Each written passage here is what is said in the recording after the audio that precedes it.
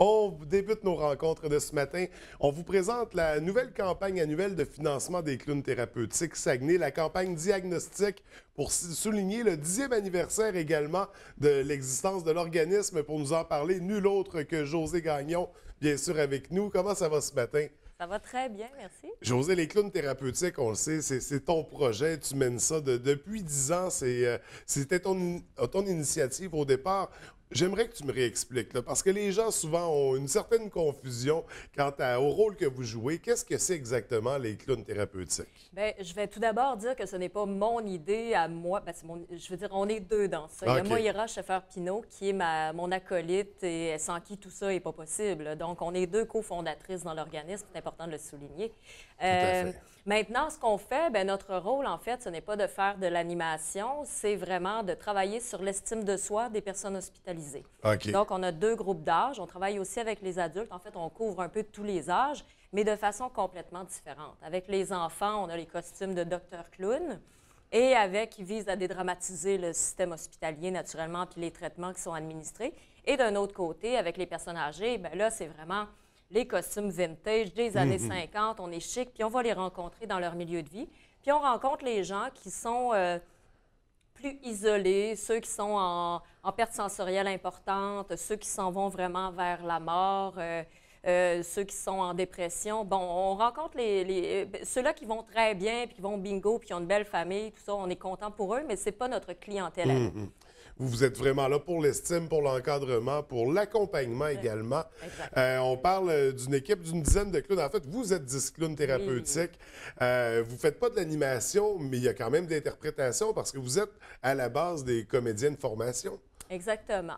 C'est ça. On est tous formés. À la base, on a une formation artistique, on a des marionnettistes, on en a un qui fait du gumboot. On a toutes des cordes différentes à notre art qui fait qu'on a un groupe très complémentaire.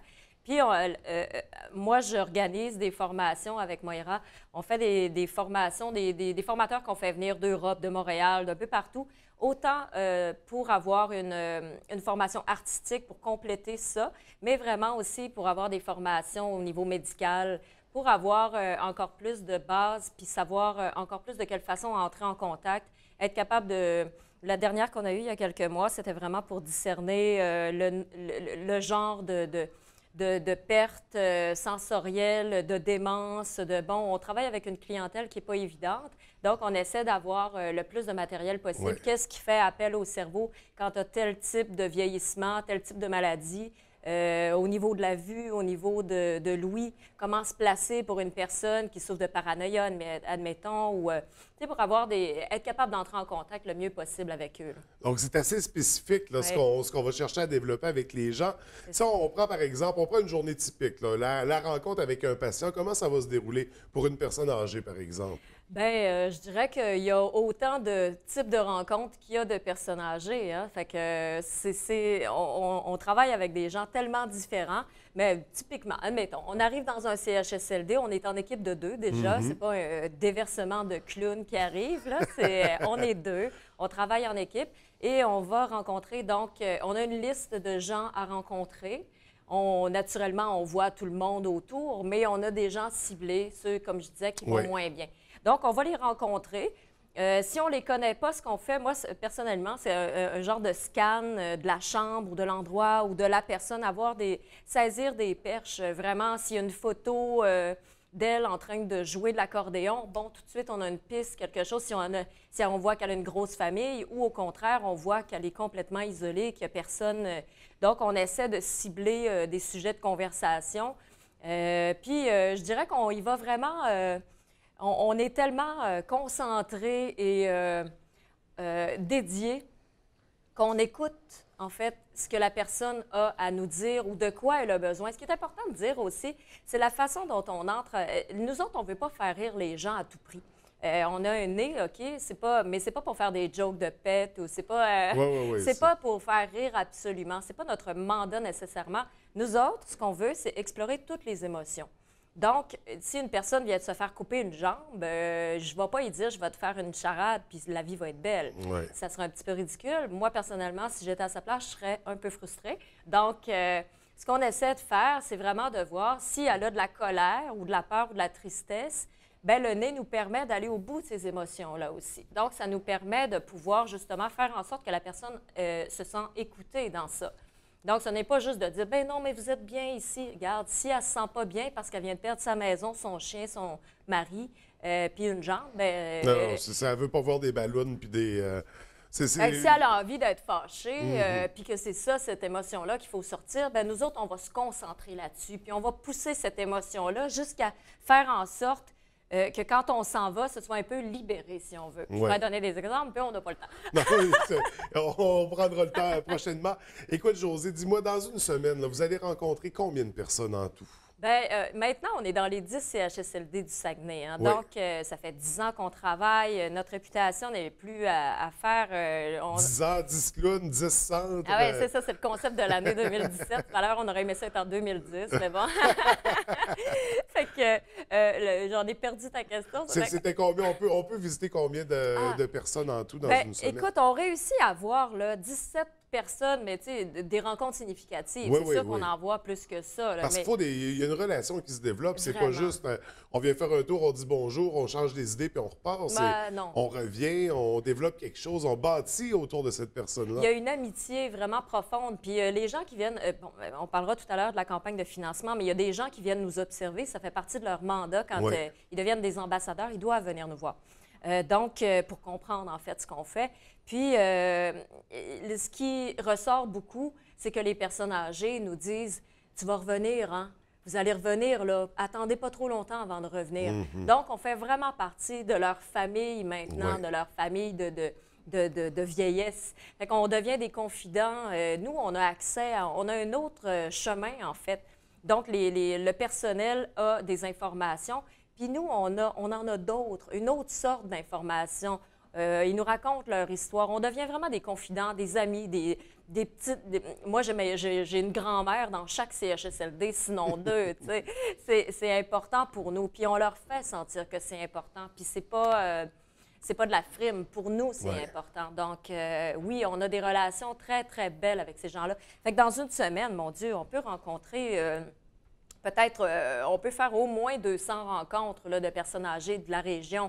Donc, puis on ne juge pas les familles qui, admettons, qui ne vont plus voir leur grand-mère ou leur mère. Des fois, il y a toutes sortes de contextes. Puis quand notre grand-mère, notre mère ne nous reconnaît pas, ça peut être très, très difficile à vivre pour l'entourage. Nous, on ne juge pas ça, mais nous, on est là pour pallier à ça.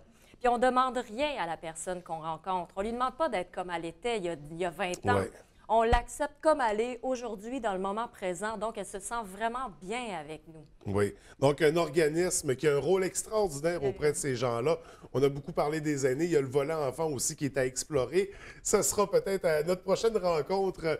On explorera ce côté-là. On va y aller avec la campagne de financement Diagnostic 2017. C'est la même formule qu'on reprend. Quoique, on a choisi 10 présidents d'honneur pour l'occasion. On les met dans le plâtre pour leur faire vivre l'expérience. Parle-moi du concept. Bien, en fait, on avait élaboré ça parce que comme on travaille sur l'estime de soi, l'idée était de faire en sorte que les gens perdent une capacité et de voir qu'après juste 24 heures, bien, ça peut devenir un peu contraignant.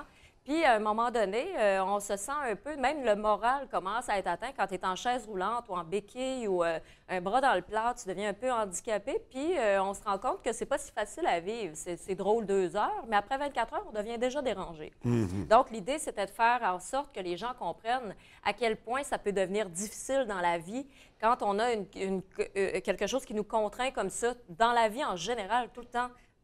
Donc, on voulait que les gens comprennent que c'est ça, que ça peut jouer sur l'estime de soi à un moment donné, ces affaires-là. Donc, on prend les gens, on les pète. Moi, je les approche toujours de même. Est-ce que je peux vous péter une jambe, s'il vous plaît? Donc, s'il y a des gens de la baie qui ont envie que je leur pète une jambe l'année prochaine, appelez-moi. Manifestez-vous. Manifestez-vous. Donc, c'est très, très sympathique comme événement. Comme on est un organisme différent, ce qu'on voulait, c'est de faire en sorte que l'événement soit différent. Donc, on prend ces personnalités-là, on les casse le midi et le lendemain, on fait un spectacle cabaret et eux doivent amasser un montant déjà établi avec eux et idéalement le dépasser pour le lendemain où on fait un cabaret spectacle avec les clowns. Puis nous, on ne sort jamais. Il y a des gens qui nous demandent « Peux-tu venir tel événement, apporter des clowns? » Non, nous autres, on ne fait pas de l'animation. Donc, on ne sort pas de l'hôpital et des CHSLD. Mais là, c'est là où, comme on dit, on se pète un time. Et c'est la journée où on sort les clowns, on fait un cabaret, il y a des numéros. C'est drôle, c'est touchant. Les gens vivent toutes sortes d'émotions, puis c'est vraiment une belle soirée. Oui, tout à fait. Au niveau du pétage de jambes, c'est prévu pour quand? Le 29, bien, en fait, on les pète le 28 mars Oui. prochain. Et la soirée bénéfice est vraiment le 29 mars. Donc, bien sûr, les gens sont invités à donner pour la cause. On peut donner également en tout temps, pas besoin d'attendre le diagnostic pour le faire.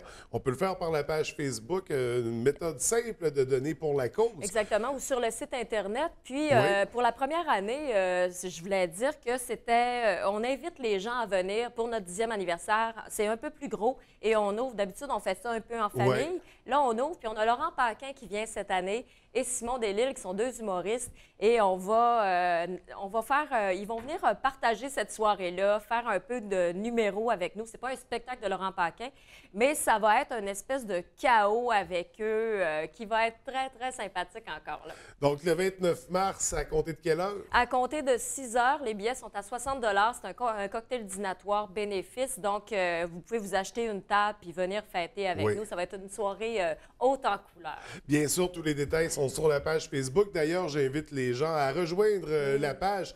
Beaucoup d'histoires qui sont partagées, d'histoires très touchantes, très émouvantes, très humaines aussi. Oui. Donc, on rejoint les clowns thérapeutiques Saguenay. Écoute, José, félicitations encore une fois. 10 ans d'existence pour ce bel organisme-là, c'est pas rien. On vous souhaite au moins 10 autres années parce que je pense que vous avez vraiment pris votre place dans le milieu puis montré l'importance du rôle que vous jouez auprès de ces personnes-là. Donc, écoute, on invite les gens à donner généreusement puis on se reverra très bientôt. Merci. Merci, bonne journée.